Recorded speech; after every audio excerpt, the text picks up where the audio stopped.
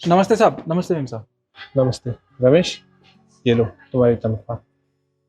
साहब पर अभी सैलरी मिलने में तो 2-3 दिन बाकी है ना, आप पहले सैलरी क्यों दे रहे हैं? वो क्या है ना, मैं और शिखा कुछ दिनों के लिए यहाँ से बाहर जा रहे हैं, तो त्योहार भी आने वाले हैं। तो हमने सोचा जाने से पहले हम तुम्हारी सैलरी देते हुए चले जाएं। तुम्हारे घर भी त्योहार अच्छे से बन जाएगा ना।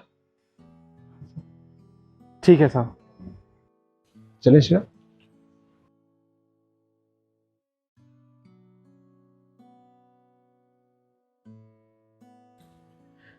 चलो, सैलरी से पहले और त्योहार से पहले साहब ने मुझे पैसे दे दिए। अब ये पैसे वहीं पर गिन के देख लेता हूँ। अब देखना तुम, मैं तुम्हें बोल रही हूँ ना, एक नंबर का घटिया इंसान है ये, पहले वाले की तरह। अरे रुको शिखा, एक बार देख तो लो।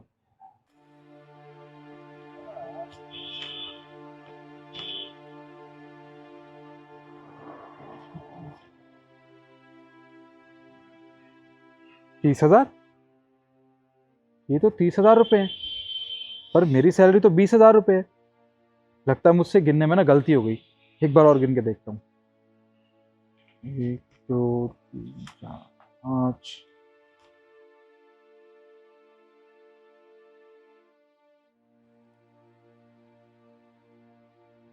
देखा कैसे खुश हो रहा है। उसको पता चल गया कि तुमने उसे एक्स्ट्रा पैसे दिए हैं। मैंने तुम्हें कहा था ये गरीब लोग दो कुड़ी के ये बेईमान होते हैं। देखो पैसे देखते इसका ईमान कैसे डोल गया। मैं बोल रही हूँ तुम्हें, एक नंबर का चोर है ये।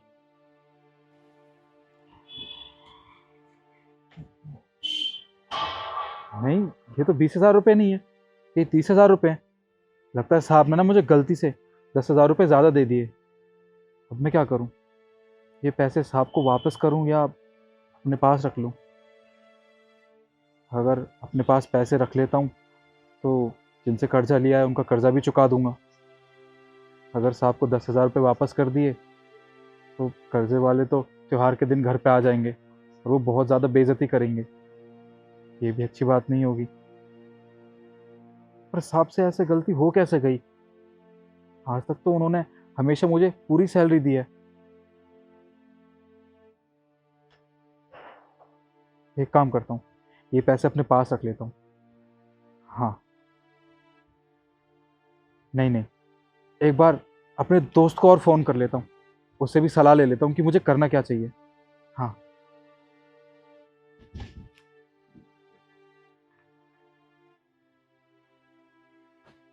देखो अपने दोस्तों को फोन कर रहा होगा, पक्का कोई प्लानिंग कर रहा होगा कि मुझे इतने सारे पैसे एक्स्ट्रा मिल गए, आओ पार्टी करते हैं। मैं तुम्हें कह रही हूँ ये एक नंबर का चोर है। तुम क्यों रखे उसे काम पर? इसे निकालो धक्के मार के यहाँ से। अरे भाई, एक बात बता मुझे, जो मेरे साहब है ना जिनके यहाँ मैं नौकरी करता हूँ, वो उन्होंने मुझे 10,000 रुपये ज़्यादा दे दिए इस बार। हाँ हाँ, तुझे तो पता है ना मेरी 20,000 रुपये महीना की तनख्वाह है। अब उन्होंने 30,000 रुपये दे दिए। अब समझ ही नहीं आ रहा क्या करूँ मैं। वो तुझे पता है ना कि मैंने बाहर से कर्जा भी ले रखा है। अगर ये पैसे मैं अपने पास रख लेता हूँ तो कर्जदारों का पैसा भी दे दूंगा मैं। अगर नहीं रखता तो मुझे भी थोड़ा बुरा लगेगा। क्या? अरे, तू तू फोन रख, मैं बाद में बात करता हूँ तुझसे।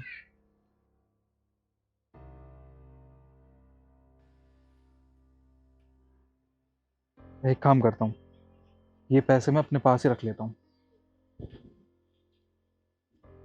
शिखा इतनी जल्दी कोई फैसला नहीं लेते। मुझे तो ये बहुत सही इंसान लगता है। एक काम करते हैं, इसके पास ही चलते हैं। पर तुम्हें दिख रहा है ना, बात करने की क्या जरूरत है, काम से निकालो उसे।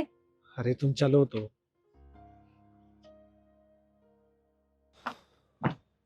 अरे साहब, मेम साहब, आप लोग गए नहीं?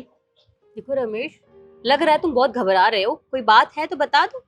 हाँ मेम साहब, सब कुछ ठीक है।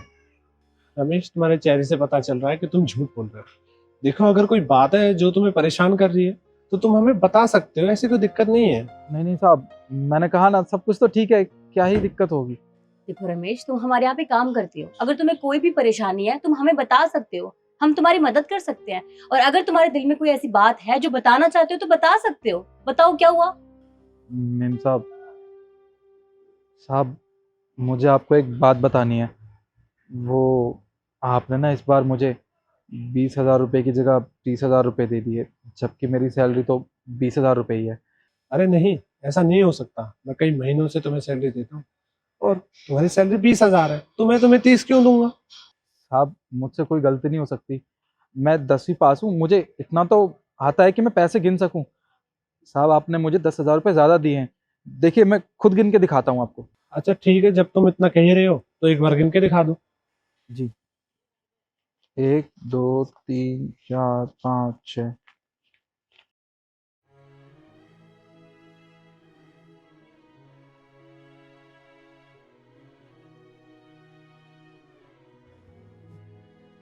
तीस।